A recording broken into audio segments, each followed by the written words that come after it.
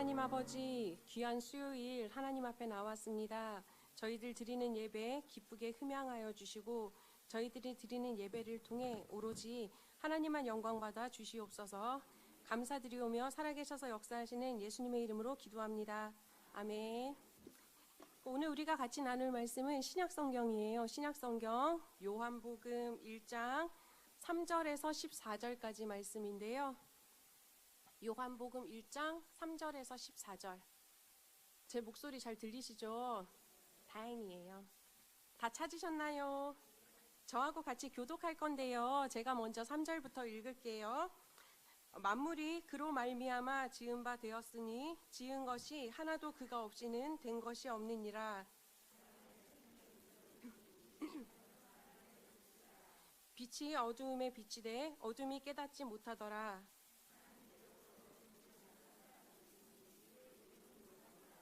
그가 증언하러 왔으니 곧 빛에 대하여 증언하고 모든 사람이 자기로 말미암아 믿게 하려 함이라. 참빛 곧 세상에 와서 각 사람에게 비추는 빛이 있었나니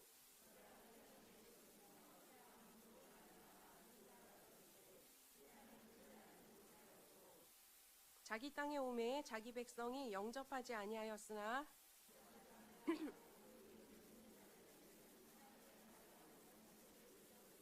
이는 혈통으로나 육정으로나 사람의 뜻으로 나지 아니하고 오직 하나님께로부터 난 자들이니라.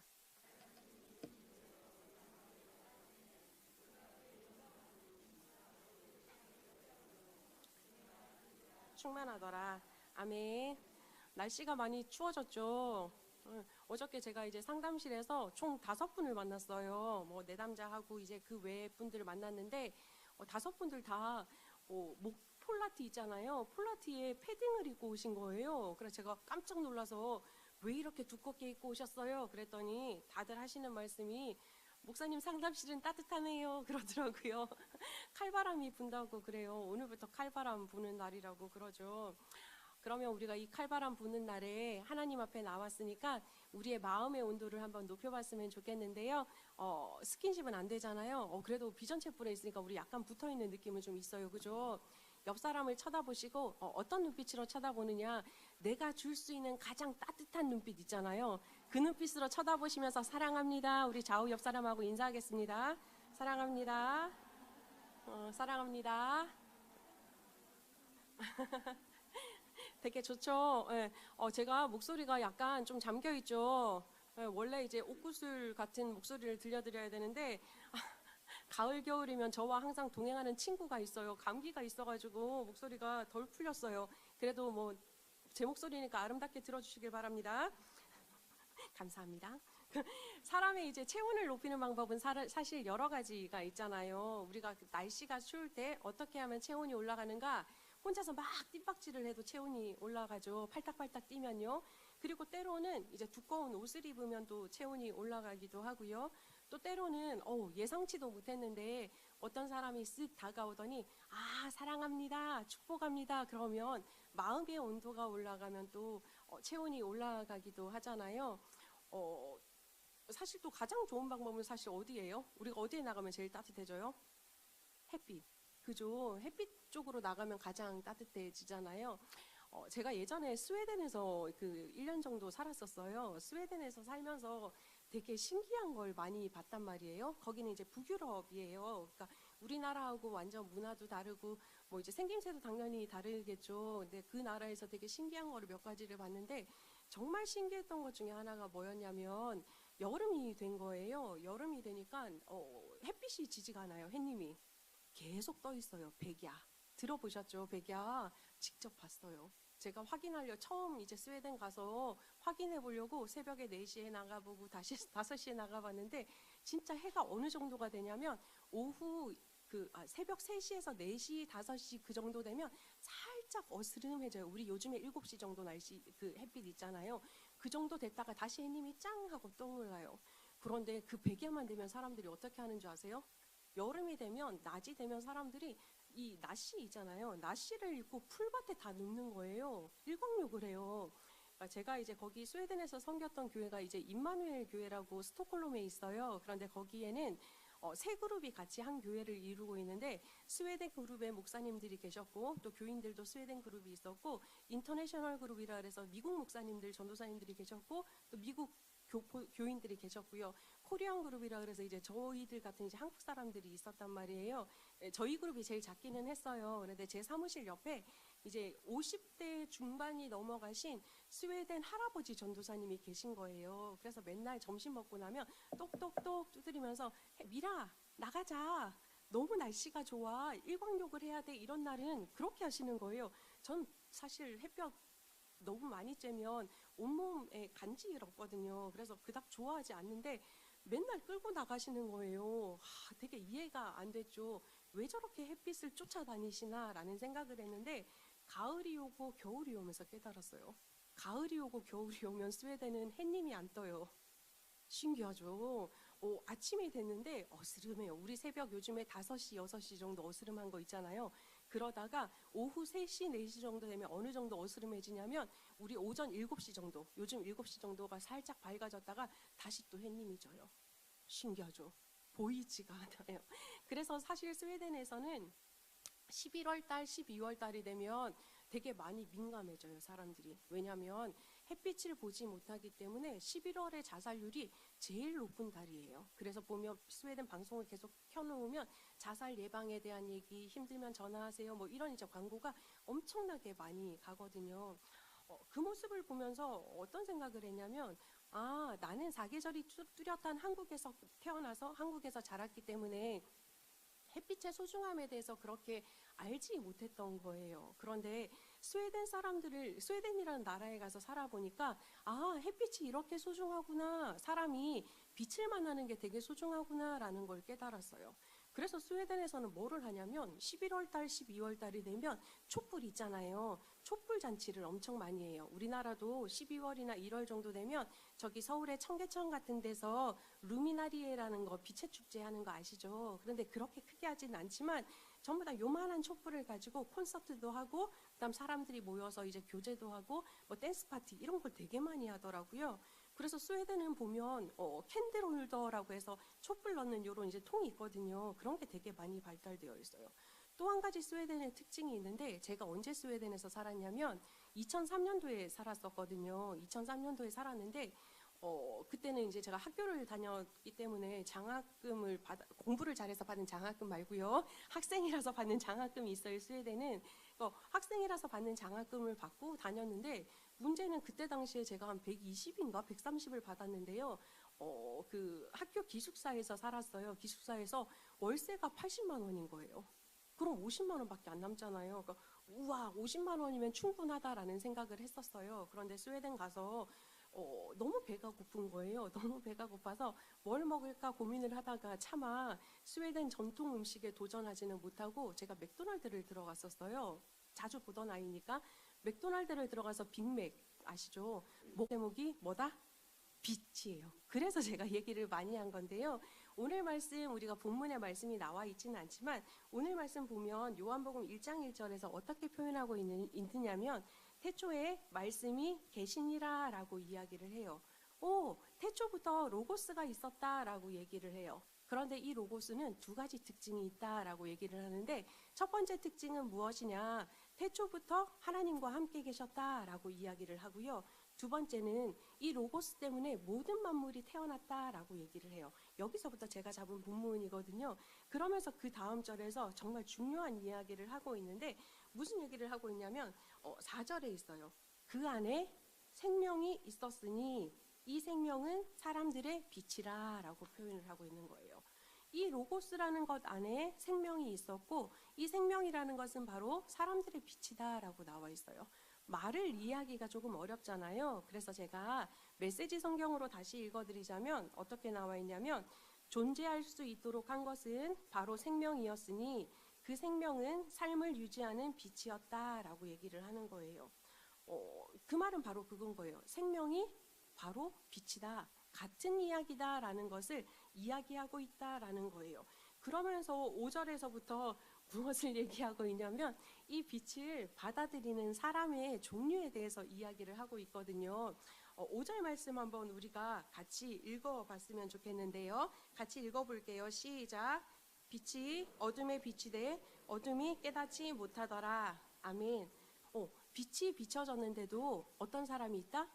빛을 깨닫지 못하는 사람이 있다. 이게 첫 번째 종류의 사람이다 라고 얘기를 해요.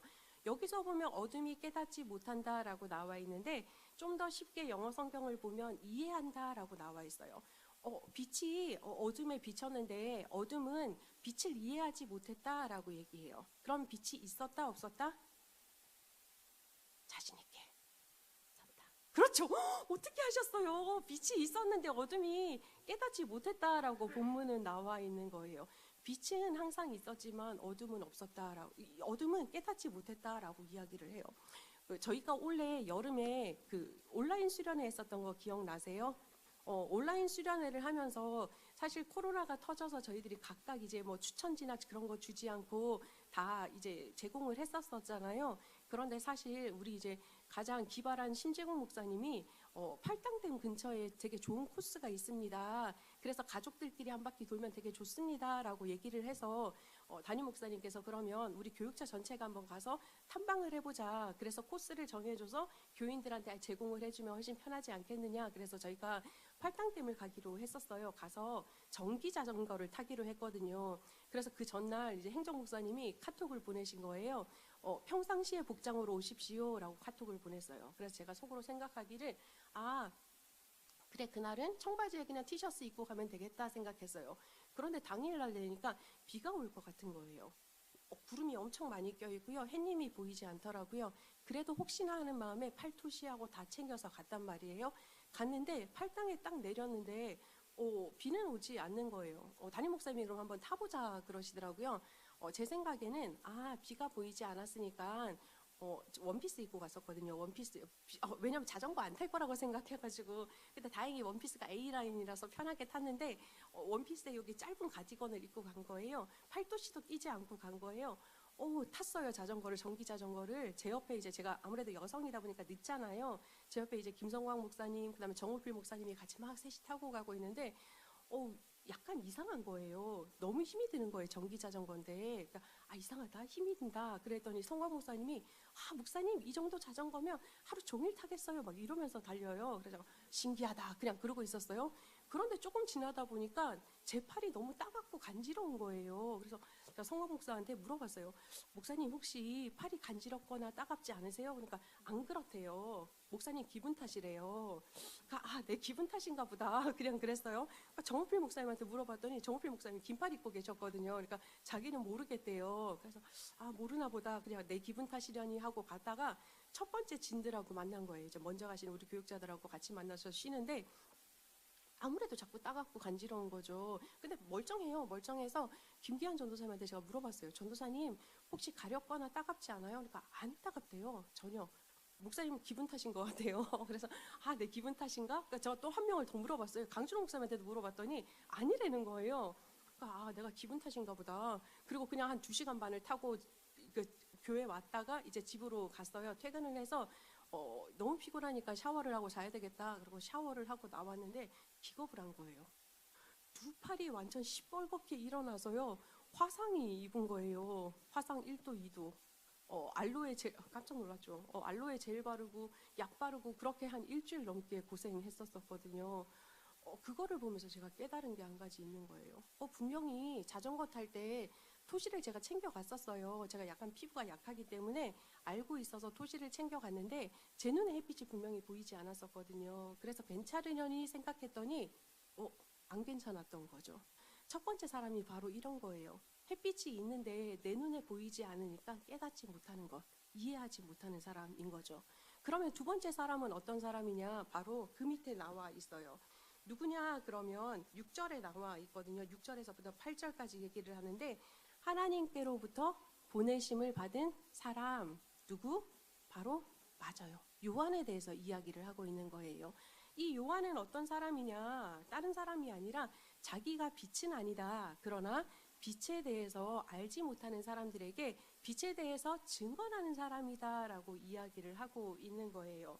그러면서 성경은 이야기를 하고 있는 거죠. 빛은 분명히 존재하고 있는데 이 빛을 인지하느냐 인지하지 못하느냐에 따라서 두 가지 반응이 있다. 한 반응은 어두움에 남아있는 것이고 한 반응은 그 빛에 대해서 증거하는 것이다 라고 이야기를 하고 있는 거예요. 그러면서 계속적으로 이야기하는 게 뭐냐면 9절 말씀인데요. 새로운 표현을 쓰고 있어요. 우리 9절 말씀 한번 같이 읽어볼게요. 시작. 참빛 곧 세상에 와서 각 사람에게 비추는 빛이 있었으니. 아멘. 여기서 첫 번째 단어가 뭐예요? 빛은 빛인데 참빛이다 라고 얘기를 하고 있어요. 참이라는 말에 이제 헬라어는 뭐냐면 알레시노스라는 단어를 쓰는데요. 이 단어는 무엇을 의미하냐면 이름하고 실체하고 같다라는 거예요. 거짓말하지 않는다, 앞뒤가 똑같다라는 이야기인 거거든요. 그러면 왜 하필 여기에서는 참빛이 세상에 와서 각 사람에게 비춘다라고 표현을 했을까? 요한이 참빛에 대해서 다시 언급한 이유가 있는 거예요. 왜냐하면 당시에는 빛을 가장한 사탄이 있었다라는 거거든요. 사도 바울이 고린도후서 11장에서 그렇게 표현을 하고 있어요. 사탄도 자기를 광명의 천사로 가장하나니라고 나와 있어요. 혹시 오징어 잡이 배를 보신 적 있으세요? 동해안에? 너무 휘황찬란해요. 깜깜한 밤에 아무것도 없어요. 배가 막 엄청 떠 있단 말이에요. 엄청 떠 있는데 그 배마다 엄청나게 밝은 전등을 달고 있어요. 한 개가 아니라 쫙 달고 있거든요. 왜 달고 있는지 아세요? 오징어를 잘 보기 위함? 잘 보이면 오징어가 잘 잡히겠구나. 그래서 빛을 달아야 되겠구나. 그건 아니에요. 뭐냐면 오징어라는 생물의 습성을 이용한 거예요. 오징어는 어떤 생물이냐면 주광성 생물이라고 그래요. 갑자기 그 과학 시간 같죠? 제가 잘난 체하기 위함은 아니에요. 주광성 생물이라고 그러는데 그 뜻은 무엇이냐면 오징어는 자기도 모르게 빛을 보면 마구 움직이는 거예요. 무의식적으로. 그래서 동해안에서 오징어를 잡을 때 배를 띄워놓고 그 전등 있잖아요. 빡 비추면 얘들이 자기도 모르게 막 배한테 달려가는 거예요. 나 잡아 잡수쇼 그러고. 그러면 어부들이 할 건 딴 게 없는 거예요. 그냥 건져서 올리면 되는 거죠. 그리고 나면 오징어에게는 죽음의 세계로 가겠죠. 그죠? 그리고 저희들의 몸과 하나가 되는 역사가 나타나잖아요. 사탄이 얘기하는 광명의 천사가 이런 거예요. 오징어가 본 그 불빛과 같은 거죠. 인지는 못한 거예요. 저거 빛 되게 밝네. 저것도 천사인가 보다. 마구 간 거예요. 그런데 결국 혼란에 빠져서 어떻게 되느냐? 나도 죽음으로 갈 수밖에 없다라는 거예요. 그래서 여기 요한은 뭐라고 얘기를 했냐면 빛이 있는데 참빛이다. 진짜 이름과 실제가 같은 이 참빛이 중요하다라고 이야기를 하고 있는 거예요. 이 참빛에 또 특징이 있어요. 우리가 9절 읽었었잖아요. 뭐라고 나와 있냐면 세상에 와서 각 사람에게 비춘다라고 얘기를 해요. 놀라운 은총이죠. 각 사람에게 비춘다라는 개념은 뭐냐면 모든 사람에게 비춘다라는 거예요. 피부색도 상관없고 인종도 상관없고 성별도 상관없고 국적도 상관없고 종교도 상관없는 거예요. 하나님의 이 빛은, 예수님의 이 참빛은 모든 사람들에게 동일하게 비춰지는 빛이다라는 거예요. 하나님의 보편적인 사랑에 대해서 이야기를 하고 있거든요. 그런데 이렇게 참빛, 그냥 빛도 아니고 참빛이 모든 사람한테 비춰졌음에도 불구하고 사람들은 다른 반응을 한다라고 본문은 이야기를 하고 있거든요. 우리 다시 한번 10절, 11절 말씀 한번 읽어볼 건데요. 같이 한번 읽어볼게요. 시작. 그가 세상에 계셨으며 세상은 그로 말미암아 지은 바 되었으니 세상이 그를 알지 못하였고 자기 땅에 오매 자기 백성이 영접하지 아니하였으나 라고 얘기를 해요. 뭐냐면 이 참빛 때문에 세상이 태어났고 이 참빛이 분명히 나에게 쬐고 있는데도 세상은 영접하지 않았다. 이 말은 무엇이냐면 맞아들이지 않았다라는 거예요. 그런 거죠. 저기에 박미란 목사가 가고 있는데 봤어. 등 돌리는 거예요. 사람들이 그러고 있다라는 얘기인 거예요. 참빛인데 그 참빛을 무시하고 배척하고 있다라고 얘기를 하는 거예요. 그 말은 무엇이냐면 세상에 사는 사람들, 이 사람들은 참빛을 받아들이는 것이 아니라 그냥 어두움 속에 남아있기로 결정했다라고 이야기를 하는 거예요. 이런 사람이 또 한 종류가 있다라고 얘기를 하고요. 두 번째는 또 다른 종류의 사람이 있다라고 얘기를 해요. 우리가 잘 아는 말씀 되게 좋아하죠. 1장 12절 말씀은 다들 외우시잖아요. 영접하는 자, 곧 그 이름을 믿는 자에게는 하나님의 자녀가 되는 권세를 주셨으니 라고 얘기를 해요. 무엇이냐면 그 빛을 맞아들이는 사람에게는 하나님의 자녀가 되는 권세를 주셨다라고 얘기를 해요. 이 빛이 내 마음속에 들어와도 괜찮습니다 라고 했던 사람에게는 권세를 주셨다라고 얘기해요. 자, 그러면 한 가지 생각해 볼 게 무엇이냐? 하나님 나라의 하나님의 자녀가 되는 권세라고 했을 때 어떤 느낌이세요? 되게 뿌듯하지 않으세요? 나만 뭔가 다른 것 같은 느낌, 특권의 개념이 있잖아요. 특권의 개념이 있는 것도 맞아요. 그런데 또 한 가지가 있어요. 어떤 개념이 있냐면 우리가 하나님의 자녀가 되는 권세를 가졌다라고 이야기하는 것은 다름 아니라 우리가 여태까지 살고 있던 어두움의 방향이 아니라 하나님께로 방향을 틀고 그 방향대로 살아가고자 하는 마음의 능력이 있다라는 이야기인 거예요. 놀랍죠? 내가 내 마음대로 살아가는 것이 아니라 우와, 내 마음속에 하나님을 받아들였어요. 맞아들였어요. 그럼 난 하나님의 모습을 따라서 살아갈게요 라고 하는 그 능력을 주신 것, 그게 바로 하나님의 자녀가 되는 권세다라고 이야기를 하는 거예요. 그러면서 요한 저자는 그렇게 이야기를 하고 있거든요. 그러면 도대체 이 빛이 누구냐? 14절에서 이제 마무리를 하고 있단 말이에요. 우리 14절 말씀 같이 한번 읽겠습니다. 시작. 말씀이 육신이 되어 우리 가운데 거하심에 우리가 그의 영광을 보니 아버지의 독생자의 영광이요 은혜와 진리가 충만하더라. 아멘. 뭐라고 이 얘기를 하고 있냐면요. 말씀이 육신이 되었다. 너네가 생각하는 이 참빛이라는 분은 누구냐면 말씀이 육신이 된 분이야 라고 얘기를 해요. 육신이라는 말을 봤을 때 우리가 헷갈리는 경우가 되게 많아요.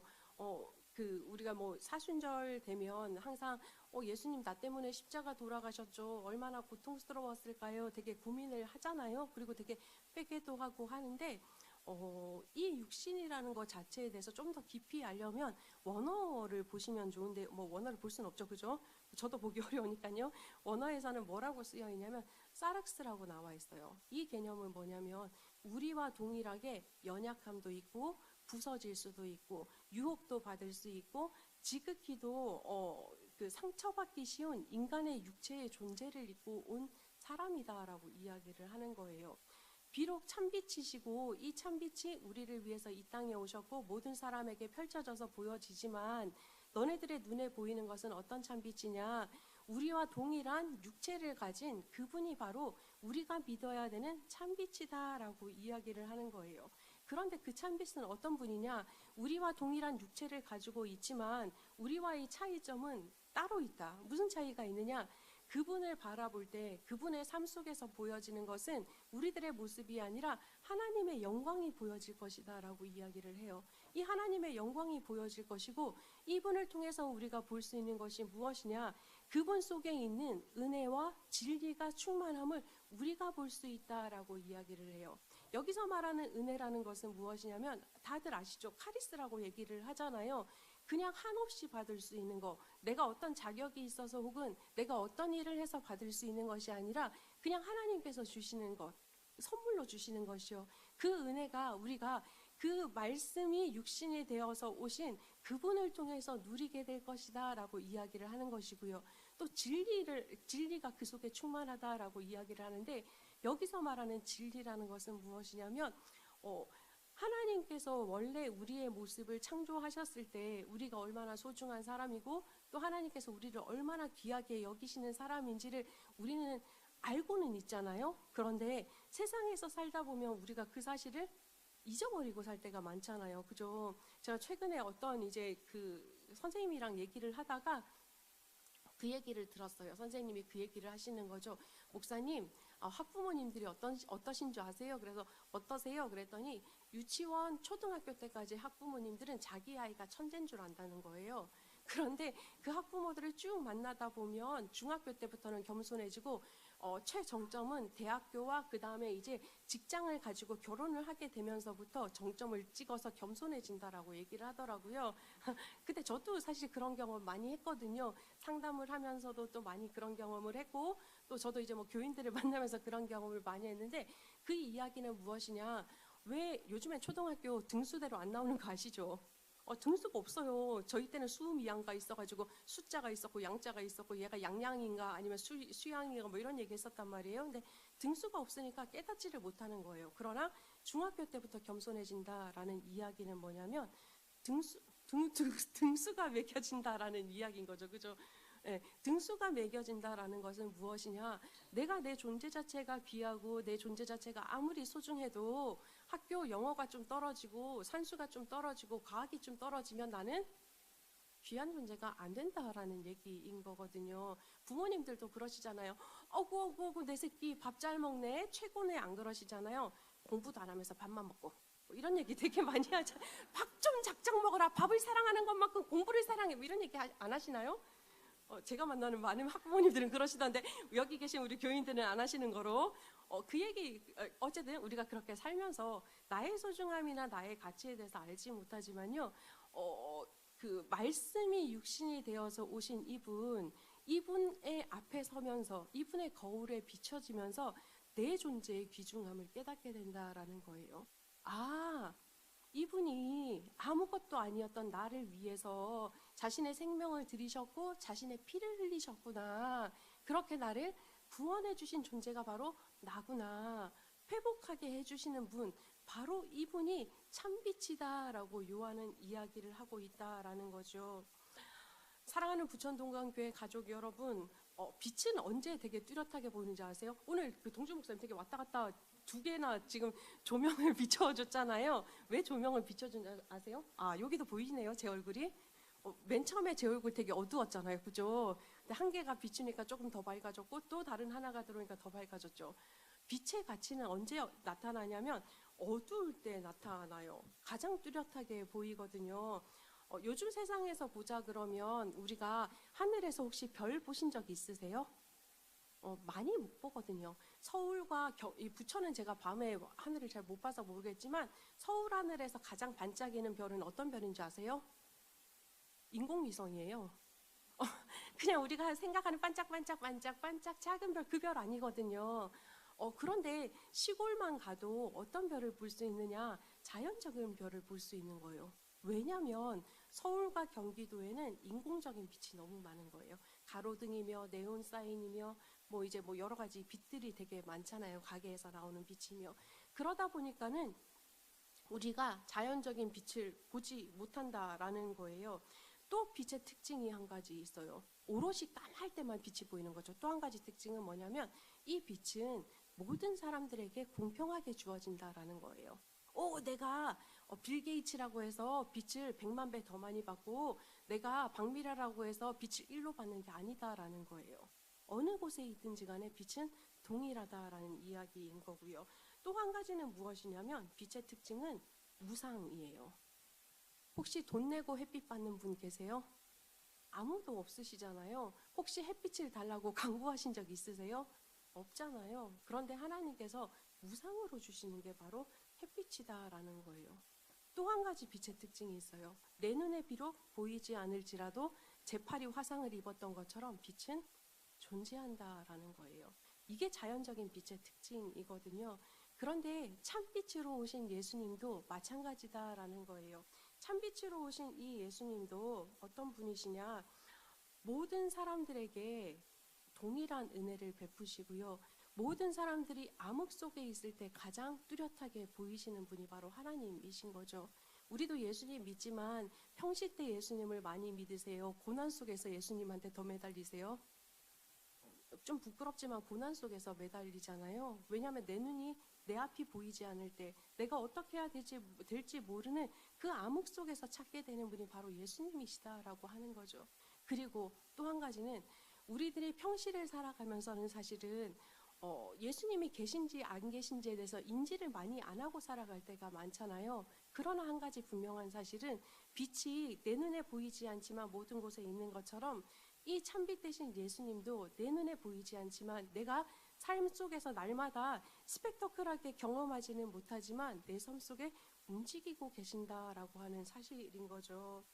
한 가지 우리가 이 빛에 대해서 받았을 때 생각해 볼 게 있는 거예요. 우리가 빛을 받은 사람은 누가 된다라고 얘기를 했죠? 하나님의 자녀. 자, 다시 이 빛을 받은 사람은 누가 된다고요? 여전히 계속 제가 질문 열심히 하죠, 그죠? 졸리실까 봐요. 물론 제 목소리가 졸린 목소리는 아니지만 어쨌든 하나님의 자녀가 되는 권세를 받았다라고 얘기를 하는 거예요. 놀라움의 특권인 거예요. 내가 세상 속에서 살고 있지만 예수님 닮은 모습으로 살아가겠습니다. 예수님 닮은 마음으로 살아가겠습니다. 그리고 내 속에 생명의 빛으로 오신 이 예수님을 전하면서 살아가겠습니다 라고 결심할 수 있는, 또한 그렇게 살아낼 수 있는 능력을 받은 사람이 바로 누구? 자, 외칩니다. 접니다. 자, 바로 이런 능력을 받은 사람이 누구라고요? 맞습니다. 우리 사랑하는 부천 동강교회 가족들이시고요. 저라는 거죠. 요즘 세상은 되게 혼란하죠. 미국 대선 막 난리가 났죠. 그 며칠 전에 제가 깜짝 놀랄 되게 가슴 아픈 또 소식을 봤어요. 되게 유명한 코미디언이 또 자살했잖아요. 이 친구가 예수님 믿는 사람인 거로 제가 알고 있거든요. 근데 그 친구의 소식을 접하기도 하고, 또 터키에서는 강진이 일어나서 사람들이 매몰됐다가 극적으로 구조되었다라는 이야기를 듣기도 하고요. 우리나라에서는 계속적으로 살인사건, 살해사건 막 계속 일어나잖아요. 너무나 무서운 기사들이 많이 올라오잖아요. 그런 세상을 바라볼 때 어떤 느낌이 드세요? 와, 망조구나라는 생각이 드십니까? 망조라는 생각이 들 수도 있겠지만 다른 시각으로 보셨으면 좋겠는 거예요. 빛이, 참빛으로 오신 예수님이 계셨지만 그들은 어둠에 남아있기를 결단한 사람이다라는 거예요. 자, 그러면 한편으로 뒤집어서 생각해 봐야 될 것은 무엇이냐? 그 참빛이신 예수님을 내 마음에 받아들이기로 했다. 그래서 나는 예수님의 자녀가 되는 권세를 받은 사람이다 라고 한다면 우리는 이 어두운 세상 속에서도 내 속에 있는 작은 생명의 빛이라도 비춰줘야 되는 사람이다 라는 거예요. 나는 그럴 능력이 없어요. 그럴 재주가 없어요. 라고 하실 필요도 없으세요. 작은 것부터 하시면 되거든요. 요즘 또 되게 이슈화 많이 되고 있는 것 중에 하나가 택배 아저씨들 과로사 얘기 많이 나오잖아요. 택배 아저씨들이 왔을 때 그냥 뭐 당연히 하는 일인데, 뭐 월급 받고 하는 일인데, 물론 맞아요. 월급 받고 하는 일이지만 그래도 내 속에 참빛이 있어서 그 빛을 세상에 전해주고자 하는 마음이 있다면, 그럴 능력이 있기 때문에 아저씨에게 감사합니다, 수고합니다, 물 한 잔 대접할 수 있는 것도 있고요. 우리 괴안동 근처에는 손수레 끌고 다니시는 할머니들 많으시잖아요. 폐지 주우시는 분들이요. 근데 우물 이야기 쪽에서 이렇게 교회에 올라오다 보면 비탈길이잖아요. 되게 힘들어 하시더라고요. 그런 할머니 봤을 때 나하고 상관없네가 아니라 할머니 힘드시죠? 제가 도와드릴게요. 손수를 밀어주는 모습도 좋고요. 경비 아저씨들한테 나 뭐 당연히 지키시는 거지가 아니라 아저씨 수고하십니다, 감사합니다, 이렇게 소소하게라도 나의 따뜻한 마음을 전하는 것, 이것이 바로 내 속에 있는 참 빛의 생명을 전하는 것이 아닌가라는 생각이 드는 겁니다. 그 참빛의 생명을 내가 가지고 있을 때, 그리고 이 특권을 누릴 수 있는 가장 좋은 방법은 이 특권을 나만 가지고 있는 것이 아니라 내 주변에 전할 때 그 특권은 오롯이 특권으로서의 능력을 발휘할 수 있다라는 것을 기억하시기를 바랍니다. 오늘 하루 살아가시면서 내 속에 임하신 예수님의 그 참빛이 정말 따뜻하게 타오르시기를, 그래서 그 빛을 품은 자로 세상 속에서 살아가실 때 그 빛을 전하면서 살아가는 우리 사랑하는 부천 동강 온 가족들 되시기를 예수님의 이름으로 축복합니다. 우리 같이 찬양하실 건데요. 우리가 자꾸 특권을 가진 사람이라는 걸 자꾸 잊어버려요. 왜냐하면 너도 하나님의 자녀고 나도 하나님의 자녀고, 그러니까 너나 나나 똑같지라고 생각하시는데 그렇게 생각하실 필요가 없는 거예요. 우리가 기억해야 되는 것은 그 특권은 나만의 것인 거예요. 하나님께서 세상을 살아가는 우리에게 특권을 주신 이유는 나를 위함이기도 해요. 나를 구원하기 위해서 이 땅에 오셨기 때문에. 그러나 또 한 가지가 있는 거예요.